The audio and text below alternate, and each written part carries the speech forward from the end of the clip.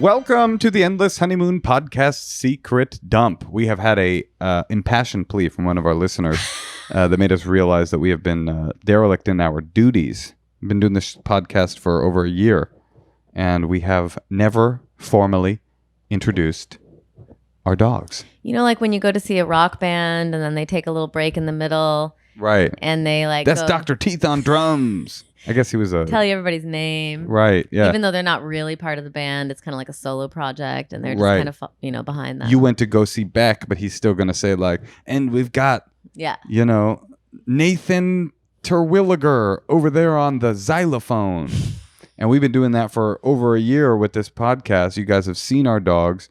You've come to love them and their various interrupting ways, and we've never said these are our dogs, so we will quickly... Can I just say one thing really, too? All right, we have 3 white chihuahuas. I would say we're asked once a week if they're related. Why would someone think that our dogs were related? I guess maybe they all came from the same litter? That is a dumb question. Yeah, it is a dumb question. It's just because they're white. You know, it's a fun thing to do, actually, is if you see 2 people of color, to ask them if they're related. They really like that. I give it a whirl, listeners. Well, anyway, should we introduce our dogs? Yes, our dogs are, by the way, not DOC. They're not dogs of color. They're white dogs. They're chihuahuas. The first one is Mayor Cutie. Well, should we give them? Yeah, we'll do a little bio. Mayor Cutie. Do you want to save her for last? Because she's obviously the star of the bunch. Well, go ahead. Most importantly is Mayor Cutie. Yes. She's right here. She's an actress. She has an IMDb page. She does. She is actually part purebred Shih Tzu. You always say it like this. She always brags about Mayor Cutie being part purebred, which is so funny because all dogs are part purebred. No, she's half. I got all their DNA done. Yeah. Or 2 of their DNA but done. I'm just saying a mutt is a dog that is more than one breed of purebred dog. I got Pablo's DNA done because I wasn't sure he was all dog.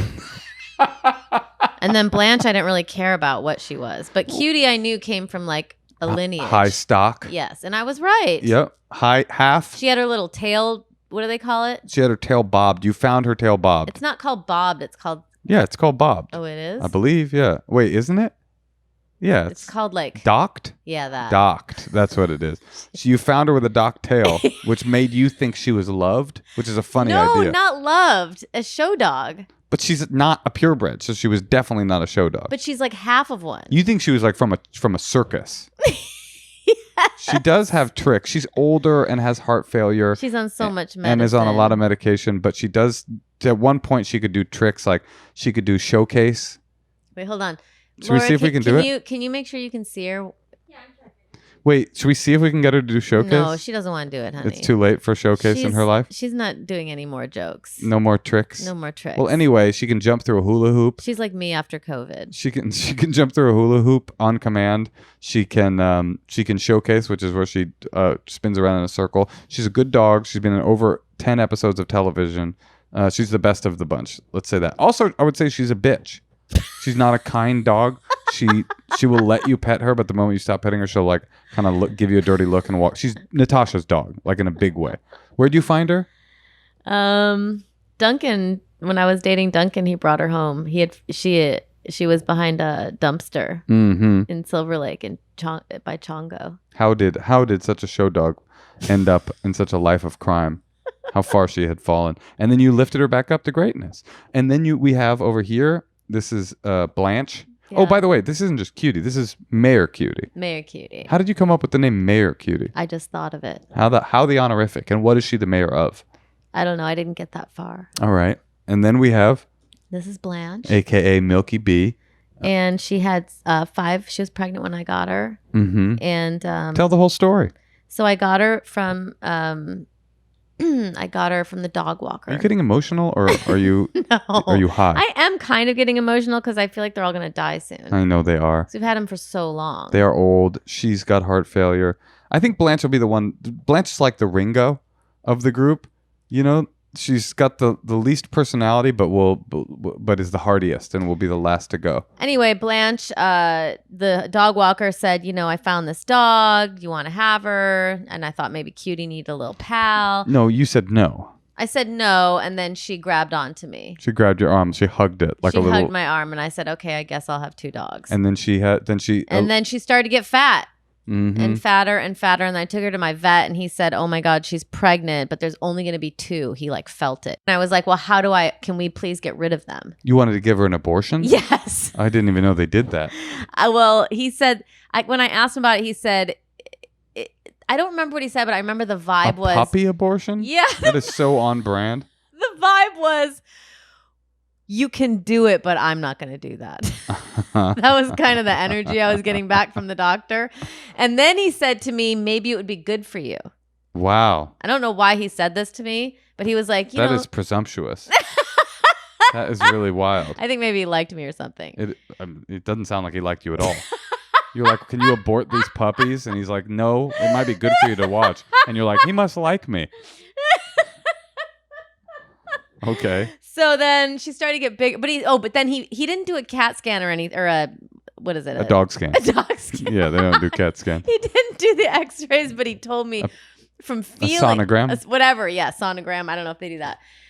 From feeling that it was only going to be 2, so he's like, it won't be that big of a deal. Mm-hmm. And he's like, here's my number. When it happens, or maybe he did like you. Here's my number. He said, text me. I can talk you through it. Okay. So she started to get fatter and fatter and fatter and fatter. And then finally one day she just went underneath my desk and started howling. Like, oh, and I was like, oh my God, what's happening?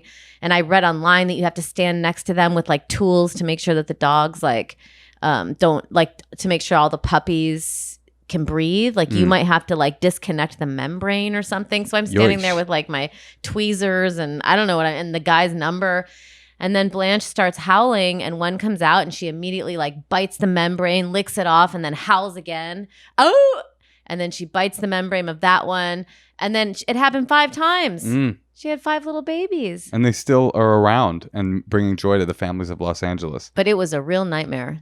Was it? It was nasty? Oh, yeah. You'd walk it because I still had Cutie. So then you'd walk into the kitchen every morning and you would just get attacked by puppies. And that was the nightmare? I thought But it was like piss and shit everywhere. And 5 puppies? Your takeaway from 5 puppies is it was a nightmare. There was piss and shit everywhere? I guess you didn't learn the lesson that old Father Vet was trying to teach you when he told you it'd be good for you. Well, it was very... Well, it was my first experience of having to take care of something like way bigger than me. The puppies were bigger than you? No, but I mean like how you have a baby, Mm-hmm. Like it's kind of nice to just have complete freedom. Yeah. I don't really have that anymore. And I felt like the puppies pissing and that constant care that you have to give them was my first foray into. So maybe it was good for you? Or maybe it was bad for you? Maybe the vet, maybe I knew I could handle it. Old wise man vet comes through once again. Vet-splaining. That's what I call that. And then the final dog is the least popular dog. He's my dog. I love him, but he's hard to love. His name's Pablo. He's a hi Pablo. He's a San Francisco street dog, adopted solely and only because he has a bald chest, and I really wanted a bald cat, and I thought, well, a half bald dog would do. And then we did at one point think. I gave him to my parents at first, and they drove him back to the vet, to the pound, and we're like, I don't think we can take this dog because he's such a wildly aggressive dog. He has mental illness. He definitely issues. makes our life 20% worse. But my life 20% better. No, we enjoy him, but it's definitely a worse life because he's around. But do you know that? My parents drove him back to the vet, and we're like, we don't think we can handle this. And the vet was like, no problem. I mean, not the vet, the pound. The pound was like, no problem. Just take him for another week, okay? And it was a trick. It must be some trick that pounds use. Because then by the time 2 weeks had passed, we had all fallen in love with him. No. Yeah. Your parents brought him back? Mm-hmm. And then took him? Mm-hmm. Could have been a life without Pablo. Oh, my God. See, that's the thing. You got to be a little hard in life. No. Now look, he brought so much joy to me. I like the way his skin feels, Moshe, but I could get that with a different dog. In fact, speaking of which, don't you talk about Pablo like that with him right there. Speaking of which, Pablo... speaking of lessons learned from dogs, Pablo is the first responsibility I ever had that I would have to come home to, and I couldn't stay out all night. And I think he got me ready for being in a relationship with you. So there you go. He was my starter. This is the price I have to pay? He was my starter, Natasha. And then through that bald chest he looks arch. cute now, but the thing is he barks all day long and he sometimes bites. Yeah, that's true. Both things are true. He's got some issues, but we love him nonetheless. Ladies and gentlemen, hopefully that was very scintillating podcastery. Those are our 3 dogs. They have been now formally introduced. Mayor Cutie, Blanche, and Pablo. Let us begin the secret dump with a hearty secret. Hi, Natasha and Moshe. Big fans. My secret is I orgasm really easily, which is fantastic, but when I'm hooking up with a guy for the first time, sometimes they get really cocky and they're like, wow, I'm so amazing. Like, I made you come. And it has nothing to do with them. So sometimes I fake not having an orgasm. I do the opposite. Like some women fake orgasms. I just stay deadpan and don't tell them. And I can't tell anyone because no woman relates to this problem. All right. Love you guys. That is a great secret. But doesn't the guy eventually want to think she comes eventually? Well, she probably comes multiple times. God, by the way, I see. God bless women like that. You know, I've encountered 2 or 3 in my life. They're rare and it's great. I love it. Like they have sex and they want to come like more than 4 times. Dude, I've been with only a couple women, but it was like unlimited. But how many times then are you coming? Once. And that's the beautiful part. What? You're fucking them one time, and in that one time, they come 8 times. I'm telling you. It's Moshe. What do you mean, Moshe? I think maybe you were duped. I wasn't duped.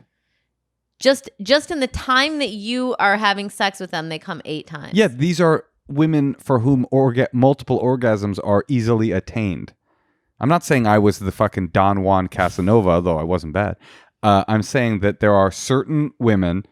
it's a gift that certain women have that they are easy comers and they are a blessing on this world. I guess I don't know much about it, so maybe it happens like really quickly. Well, yeah, you don't know much about it because you've had 2 or 3 orgasms the whole time we've been together, and neither of them I wasn't even in the state. You just called me on FaceTime or like, look at what could be. No, but this is true. This is a phenomenon. I'm not making this up. This is certain women. It's very, very easy for them, and from my perspective, it's great. I don't feel cocky because I recognize that they are physiologically blessed in that way. I feel relieved. I'm like, great. You're going to be satisfied no matter what happens. I don't have to. The workload on me has been diminished. I hear you. But this was quite a secret. I've never heard of somebody faking not having an orgasm. Although I did once with a woman. Right. I faked an orgasm once. Why? Because you just wanted it to end? Yeah, I wanted it to end. And I was like, oh boy, wow. That's rare too. A man faking an orgasm? Oh, yeah. I'm trying to think. I don't think I've ever faked one. Never? I must have. Right. Probably didn't like the guy. Yeah. So, yeah. What do you say? You always say it's a slippery slope. Once you start faking it, then you have to do it every time. Right. Then how would you ever know if you could trust yourself? You should just have like a rule. But I like this idea. I wonder really, though, if she has multiple orgasms, if she fakes not having 2 or 3, and then at the end is like, lets one... I bet. Lets one rip. She lets one rip. Yeah. She leans over and lets one rip. Okay, let's hear another one. Hi, Natasha. Hi, Moshe. I have a secret. And Moshe, you're either going to think this is fucking hilarious or terrible. When I was about maybe 15, I don't even think I was 16. I had to have been 15. I went to a convention with a friend and we were waiting in line for a panel. And at that point I'd been taking sign language in school. And I was kind of practicing while we were waiting, and teaching my friend some stuff, just, killing time. And someone from the convention walked up to me and said, do you need an interpreter? And we kind of looked at each other. My friend and I, we were like, what are they talking about? They said, we can get you to the front of the line. We can get you right in there, get you close, and just get you an interpreter for the panel. And my friend looked at me And I didn't say anything. And she said, yeah, that's what she needs. So I pretended to be deaf for an entire panel at a convention. I tried really hard to not say anything. I was using all the sign language I knew. The interpreter tried to talk to me. It was so bad, but we got great seats. So that's it. Thanks, guys. Love you both. Yeah, I'm conflicted by this one.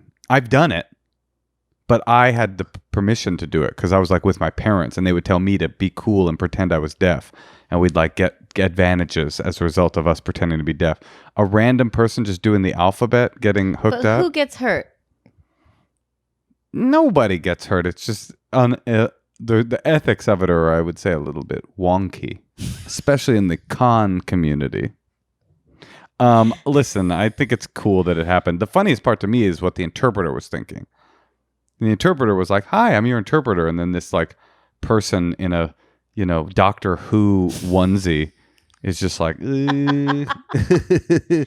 apple, apple, apple, apple, apple, and the interpreter's like, "What the fuck?" No, the interpreter was like, "Come on, I've got you great seats." And then she was like, "That's what you need." No, that wasn't the interpreter. That was like one of the facilitators of the panel. Then she gets and she sits up in the front row, and there's a sign language interpreter that starts talking to this woman who does not know sign language, and is just like, "I guess I'll be interpreting for you." Listen, I wonder what the panel was. Was it worth it? There better have been some celebs on that panel. Sounds like it was. Shall we play another secret? Yeah, let's do one more. Hey, Natasha and Moshe. This is just a secret from your local babysitter. I watch a 5-year-old and a 3-year-old, and they go to sleep at like 7:30, and I'm usually here until like midnight. So I always bring edibles with me and take them after the kids go to sleep. And then I kind of just aimlessly wander around the house. Tonight I am currently wearing their mom's Louis Vuitton shoes, the red bottom shoes. And yeah, just absolutely vibing. So that's just a note from your local babysitter. Bye. She's absolutely vibing. Absolutely vibing. She's got like, if you like pina coladas playing, dancing in the Louboutins. This is a nightmare. Your babysitter's on drugs and rifling through your like luxury goods. Oh, because there's nothing you can do about it. Absolutely vibing. Well, you could hire a different You wouldn't know. vibe of person. Oh, like an old mama or something. Yeah, like someone who is maybe in their 60s. Do you Right. think they're doing that? Yeah, maybe they just take every 15th diamond. You just don't know. There's no way to know. Oh, God. You know what you got to do is put rings up. Put some ring cameras up. Oh, yeah. And just be like, can you have a seat? Listen, I saw you absolutely vibing, and you're absolutely fired. Something like that. What?